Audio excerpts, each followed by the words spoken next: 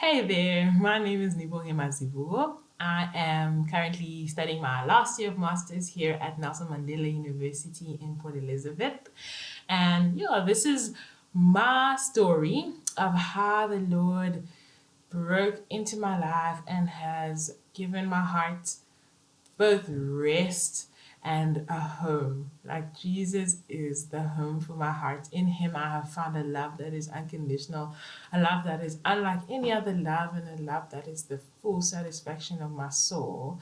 Um, so this is just to share a snippet of my story of that journey. So I grew up in Zimbabwe with my family, and yeah, I was a part of a family of people who really prioritized hard work, working hard, in and out of school, being an overall good achiever, being a good kid was something that was really placed, that had great importance placed on it as we were growing up as kids.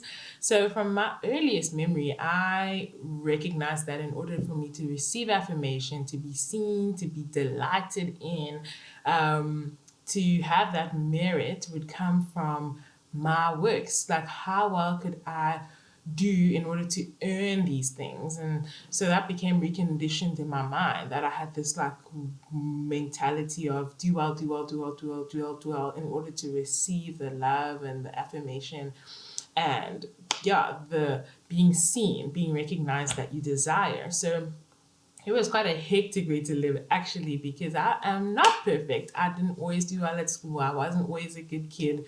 Like, we are all sinful. So obviously I did stuff that really was not great. And so it was just this unsatisfying, empty, painful journey of trying to meet the benchmark, trying to meet the benchmark and failing. And so it was such a rat race. And in the midst of that, my older sister started taking myself and my siblings to church. So there was a local church nearby our house that my older sister used to take us to. And the way that I could describe that experience, I at the time didn't understand the gospel. I hadn't really given my life to the Lord, but I knew I wanted to be His, because when I went to church and when I was in worship and I listened to the word and even just being in that space, now I know that the Lord's presence was there. I just totally felt peace. I felt an incredible sense of belonging there. And I just had tasted something.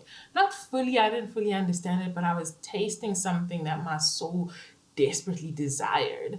And so it was only a few years later on when I joined a different community church, which is close by to our house, where I actually started to really understand the gospel.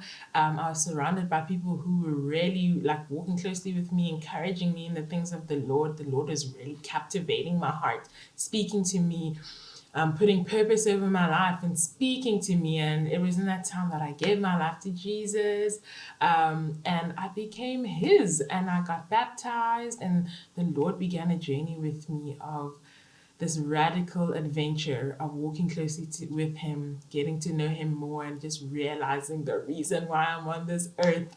Over time, He really allowed that head knowledge of salvation is a gift.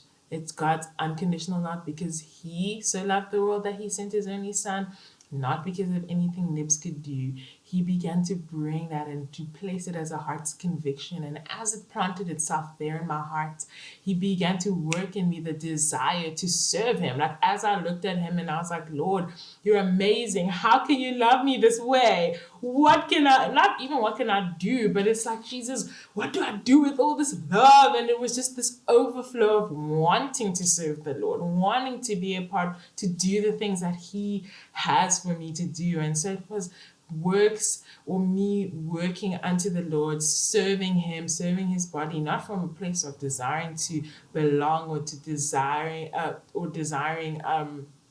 yeah, like a position as His child, but it was because I was His child, because I am His daughter, because I am saturated by His love.